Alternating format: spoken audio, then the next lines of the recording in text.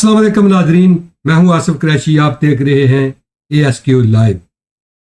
आपने देखा कि PDM कल तक एक प्लेटफॉर्म पर इकट्ठे बैठने वाले आज एक दूसरे के खिलाफ इंतखाबी मुहिम में कमर बस्ता हैं।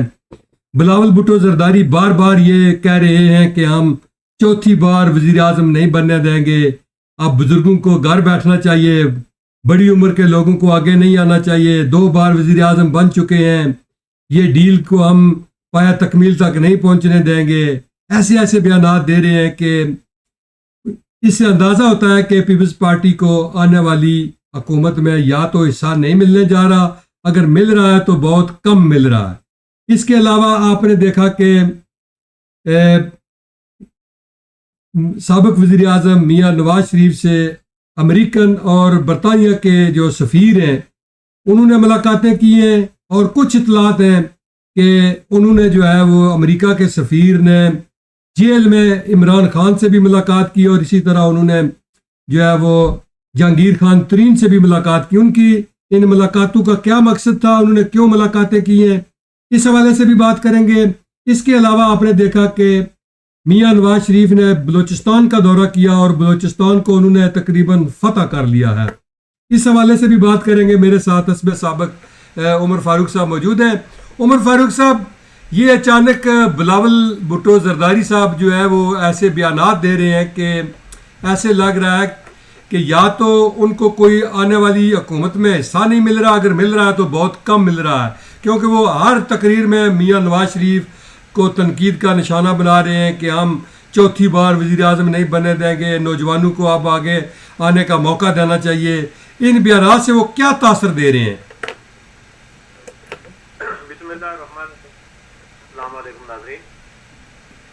पाकिस्तान में जो कि इलेक्शन कमीशन ने एक तारीख दे दी है मुतवक्को 8 फरवरी 2024 की, उस हवाले से जाहिर सी बात है 2.5 महीने तकरीबन या 3 महीने का अरसा बनता है, तो वो उसमें ज़ाहिर है अब सियासी सरगर्मियाँ तेज़ होंगी, और जो बड़ी जमातें हैं ज़ाहिर उन्होंने अपनी सरगर्मियाँ शुरू कर दी हैं।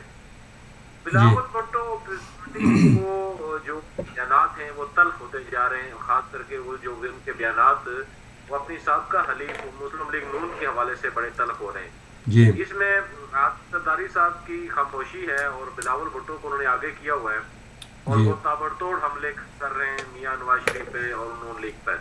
बिल्कुल एक में उस दफा उन्होंने कहा कि कोई चौथी मरतबा वज़ीर आज़म बनना चाह रहा है, कोई दूसरी मरतबा, मतलब शहबाज शरीफ को तरफ इशारा किया, और फिर उन्होंने कहा कि हम कबूल नहीं करेंगे अगर जबरदस्ती लाया गया। फिर ये कहा कि बाबों को घर बैठना चाहिए।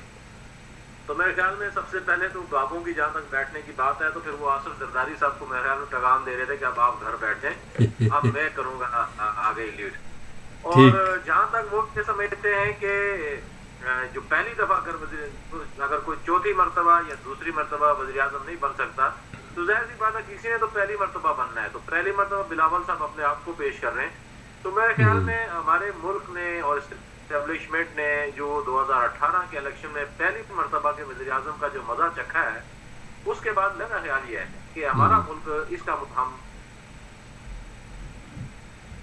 ठीक मजीद नहीं है कि किसी 100 को जिसको भी हुकूमत का सियासत का तजुर्बा नहीं है उसके हवाले कर दिया जाए, वरना 2018 में जिस तरह हुआ है मुल्क के साथ और अब तक हम उससे नहीं निकल सके, वही कुछ फिर हो जाएगा।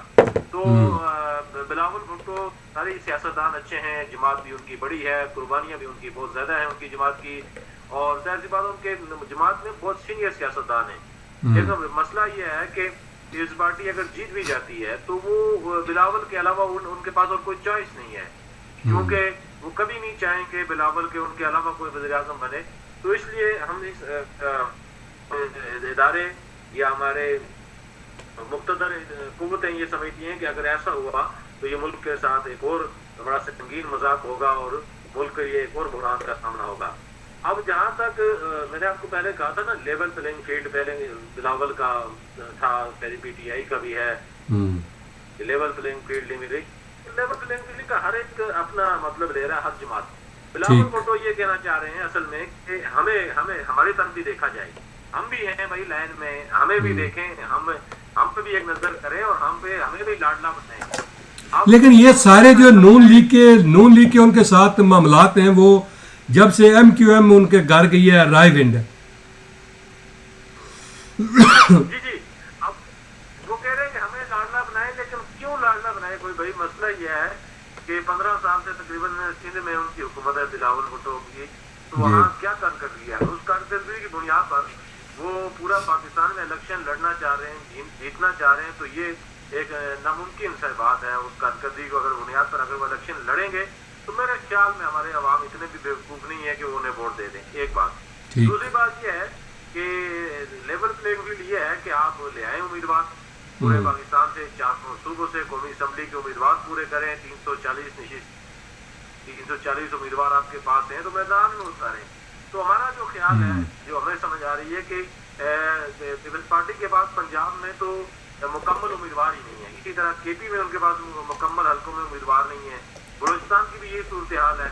اب ان کی پشاور میں کل ان کے ایک بڑے رہنما تھے وہ جو ارباب عالمگیر اور ان کی اہلیہ آسما عالمگیر, وہ بھی ان کو چھوڑ گئے تھے, اس پارٹی کو خیر آباد کے گئے, تو لوگ انہیں چھوڑ رہے ہیں. جب ان کے پاس امیدوار ہوں گے, کوئی الیکشن لڑنے والے ہوں گے, پھر بات ہوگی کہ آپ کو موقع دیا جائے. جس جماعت کے پاس امیدوار نہ پورے ہوں وہ کیسے دعویٰ کرے گی کہ اسے موقع دیا جائے؟ ہاں, یہ تو پہلی بات ہے کہ پہلے جو آپ کے پاس جو ہے وہ امیدوار تو پورے ہونے چاہیے, اس کے بعد دیکھا جائے گا کہ کون جو ہے وہ الیکشن جیتتا ہے یا ہارتا ہے, یہ تو بعد کی بات ہے. لیکن جو سب سے پہلے ہے وہ تو یہی ہے کہ جو امیدوار ہیں وہ پنجاب ہو یا سندھ ہو یا بلوچستان ہو, وہاں پر پورے ہونے چاہیے. تو اس حوالے سے آپ کی بات بالکل صحیح ہے کہ امیدوار جو ہے ان کے پاس نہیں ہے. لیکن دوسری طرف آپ نے دیکھا کہ جو امریکہ اور برطانیہ کے سفیر ہیں, جو امریکہ اور برطانیہ کے سفیر ہیں, جی بالکل, جو عمر فاروق صاحب امریکہ اور برطانیہ کے جو سفیر ہیں, انہوں نے میاں نواز شریف سے بھی ملاقات کی, جہانگیر خان ترین سے بھی ملاقات کی, اور کچھ اطلاعات ہیں کہ انہوں نے جیل میں عمران خان سے بھی ملاقاتیں کی ہیں. تو کیا ان کی ملاقاتوں کا کیا مقصد ہے؟ کوئی جو آنے والی حکومت ہے اس حوالے سے کوئی اپنی اسٹریٹجی بنا رہے ہیں, یا کوئی پالیسی کہ کیا آپ پالیسی دیں گے, یا کس حوالے سے یہ ملاقاتیں, آپ کے پاس کیا اطلاعات ہیں؟ دیکھیں جی, یہ آصف صاحب کے جو بین کے ممالک کے سفراء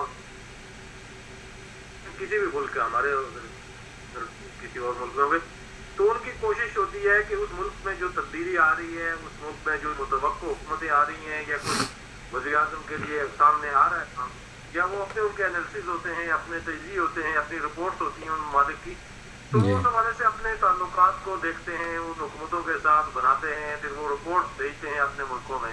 تو میرے خیال میں برطانیہ کو, امریکہ کو, انہیں یہ سمجھ آ رہی ہے. ظاہر سی بات ان کے اپنے سروے رپورٹس ہوتی ہیں, اپنے ان کی جو رپورٹ میڈیا کی رپورٹ ہوتی ہیں, ان کے اپنے انٹیلیجنسیا کی رپورٹ ہوتی ہیں, تو وہ اس کے حوالے سے پھر وہ لابنگ کرتے ہیں, اس کو آپ لابنگ سمجھیں یا اس کو آپ باہمی جو تعلقات کی بحالی سمجھیں. تو وہ جو ایک تو یہ ہے کہ جو بڑی جو عالمی طاقتیں ہیں وہ یہ بھی سمجھنا چاہ رہی ہیں کہ جو متوقع جماعت جیت رہی ہے الیکشن, اس کے پاس پلان کیا ہے, وہ کیا کر رہے گی ملک کے ساتھ, کیا انٹرنیشنل دنیا کے ساتھ وہ سمیل کرتے ہیں, کوشش کرتے ہیں کھوج لگانے کی کہ انہیں کوئی خبر مل جائے, انہیں کوئی پتہ چلے کہ کیا فلانی بن رہی ہے. تو نواز شریف جو پچھلے جو ان کی انٹری ہوئی ابھی حالیہ, اس کے بعد کافی سارے سفراء جو ہے وہ ان سے ملاقاتوں کے لیے رابطہ میں تھے, اور یہ بڑی خبر تھی اسلام آباد میں کہ جو سفراء ہیں وہ نواز شریف سے رابطے میں کر رہے ہیں, ان سے ملاقات کے لیے ٹائم مانگ رہے. تو یہ جو ملاقاتیں ہوتی ہیں, ایک تو یہ روٹین کی بھی ہوتی ہے, دوسرا میرے خیال میں انہیں سفراء کو باہر کی دنیا کو بھی یہ پتہ لگ گیا ہے کہ پاکستان میں جو متوقع حکومت آ رہی ہے وہ ایک نون لیگ کی حکومت ہے, اور اس حوالے سے وہ نون لیگ کے رہنماؤں سے مل کے ذرا ان کی پالیسی بھی سمجھنا چاہ رہے ہیں. اور دوسری خبر جو ہے اس میں یہ ہے کہ امریکی وفد کی ایک اطلاعات ہے کہ کوئی وفد جیل میں عمران خان سے ملا ہے, اور اگرچہ پنجاب حکومت اس کی تردید کر رہی ہے, لیکن ذرائع اس پہ اصرار کر رہے ہیں کہ کوئی ملاقات ہوئی ہے.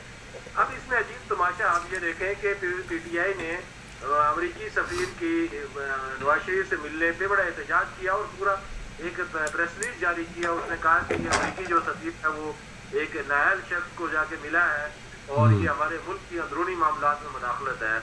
اور جو وفد امریکی کا وفد جو پی ٹی آئی کے رہنما کو جیل میں ملا ہے اس سے وہ مکمل خاموش ہے. اور برطانوی جو سفیر ملا ہے نواز شریف کو, اس سے پی ٹی آئی نے کوئی بیان ہی نہیں جاری کیا. تو بڑی دوغلی سی پالیسی ہے پی ٹی آئی کی کہ امریکی سفیر ملے تو انہیں احتجاج کرتے ہیں, برطانوی سفیر ملے تو وہ خاموشی اختیار کر لیتے ہیں. یہ کوئی نہ سمجھ آنے والی بات ہے. اور میرے خیال میں اگر کوئی سفیر کسی رہنما سے مل رہا ہے تو وہ اس بنا پہ تو نہیں ملتا ہے کہ کوئی اہل ہے نااہل ہے. وہ تو ایک سیاسی رہنما کے طور پہ ان سے مل رہا ہے اور وہ دیکھ رہا ہے کہ کس کی عوام میں پذیرائی ہے یا وہ اپنی جماعت کو کیسے لیڈ کر رہا ہے. تو ان کے لیے تو یہ سارے برابر ہیں. اگر وہ نواز شریف کو وہاں اگر ریمنڈ میں مل رہے ہیں تو عمران خان کو جو امریکی وفد جیل میں مل رہا ہے تو وہ تو ایک مجرم کو مل رہا ہے. تو وہاں وہ خاموشی اختیار کیے ہوئے ہیں. تو یہ پی ٹی آئی کی پرانا طریقہ ہے واردات کا کہ وہ ایک دم سے جو وہ یہ کہہ رہے ہیں کہ جس دن وہ یہ کہہ رہے ہیں کہ عمران خان نے جو بیان دیا ہے کہ اگر یا مجھے وہ جو سائفر والے کیس میں یا انصاف نہ ملا تو میں ڈونلڈ لو کے خلاف امریکہ کی عدالت میں جاؤں گا. وہ کہہ رہے ہیں کہ اس دن سے امریکن سفیر جو ہے ان کو ہاتھ پہ پڑ گئے ہیں, وہ جو ہے اس لیے ملاقاتیں کر رہے ہیں. یہ بہت ہی مزہ کا خیز بات ہے. میرے خیال میں کہ انہوں نے تو وہاں فرم ہائر کی ہوئی ہے, ان کے لوگ بھی وہاں موجود ہیں, بلکہ ان کے سابق معاون خصوصی شہباز گل امریکہ میں موجود ہے. تو وہ انہوں نے اتنی دیر کیوں لگائی؟ وہ تو انہیں مقدمہ کر دینا چاہیے تھا اس وقت تک, اور وہ لوگ کو تو اس وقت تک انہیں تختہ دار سے لٹکا دینا چاہیے تھا. ویسے بڑی عجیب مزہ کا خیز ان کی پالیسیاں ہیں, اور وہ اپنے کارکنوں کو مطلب ان کے جذبات سے کھیلتے رہتے ہیں اور اس طرح کے بیانات دیتے ہیں جس سے ان کے کارکن کو پھر کچھ عرصے تک اس بیان کو لے کے وہ پھر سوشل میڈیا پہ وائرل کرتے رہتے ہیں اور پروپیگنڈا کرتے رہتے ہیں, حالانکہ اس کا حقائق کی دنیا سے کوئی تعلق نہیں ہوتا. جس طرح کل ایک پروپیگنڈا چل رہا تھا کہ نون لیگ کے جو جنگ میں ایک سابق عہدیدار تھے, یہ بھی میں کچھ اطلاعات ہیں کہ یہ بھی ایک پروپیگنڈا تھا, کوئی ان کی ذاتی ناراضگی چل رہی تھی. جو تھانہ کوتوالی کے علاقے میں جو واقعہ پیش آیا ہے, تو وہ کہہ رہے ہیں کہ یہ کوئی ان کی ذاتی کوئی ناراضگی تھی یا اس حوالے سے جو اسلم بروانہ تھے ان کا کوئی اپنا کیس تھا. تو وہ کہہ رہے ہیں کہ نون لیگ کو دیکھیں کمپین کی وجہ سے اب ہر جگہ جوتیاں پڑ رہی ہیں. اب آپ کو بڑے مزے کی بات بتاؤں کہ 2 دن پہلے army chief general Syed Asim Munir نے ملک کے جید علماء کرام اور مشائخ سے ملاقات کی. 200-250 افراد تھے جی ایچ کیو میں, اور یہ کوئی 6-7 گھنٹے کی ملاقات رہی. تو جو ہمارے ذرائع نے بتایا کہ اس میں جو انہوں نے عاصم منیر جو گفتگو کی 1-1.5 گھنٹے کی, اس میں سب پہلے ان کی گفتگو کا موضوع یہ تھا فیک نیوز. یہ جھوٹی خبر یہ نہیں ہمارا مسئلہ ہے, اور یہ فیک نیوز معاشرے میں بگاڑ پیدا کر رہی ہے, اور یہ سب پروپیگنڈا دشمن کے طور پہ استعمال کیا جا رہا ہے کہ جس کی کوئی حد نہیں ہے. تو علماء کرام نے پہلے کہا کہ ہم بھی اس کے خلاف ہیں کہ جو فیک نیوز پھیلا رہے ہیں انہیں قانون کے کٹہرے میں لایا جائے. تو میرے خیال میں جو فیک نیوز ہے, یہ پروپیگنڈا ہے, یہ واقعی ریاست کے لیے مسئلہ بنتا جا رہا ہے. کوئی بھی ویڈیو کہیں سے اٹھاؤ, اس کو جوڑو آگے پیچھے اور اس کے مخالفین کے خلاف استعمال کرنا شروع کر دو, کوئی اس کی روک ٹھوک نہیں ہے. تو میرے خیال میں اب اس کے خلاف کوئی سخت ایکشن بھی ہوگا, کیونکہ عاصم منیر صاحب نے اس کو کہا کہ یہ جو فیک نیوز ہے اس حوالے سے جو قوانین موجود ہیں ہم چاہتے ہیں کہ اس پہ عمل درآمد, اور جو لوگ بھی اس قسم کے پروپیگنڈے میں ملوث ہیں انہیں آئینی ہاتھوں سے ان سے نپٹا جائے. اچھا, میاں نواز شریف نے دورہ بلوچستان کیا, آپ نے دیکھا کہ جس طرح بڑی تعداد میں ان کے ساتھ ملاقاتیں بھی ہوئی, کچھ لوگوں نے شمولیت بھی اختیار کی.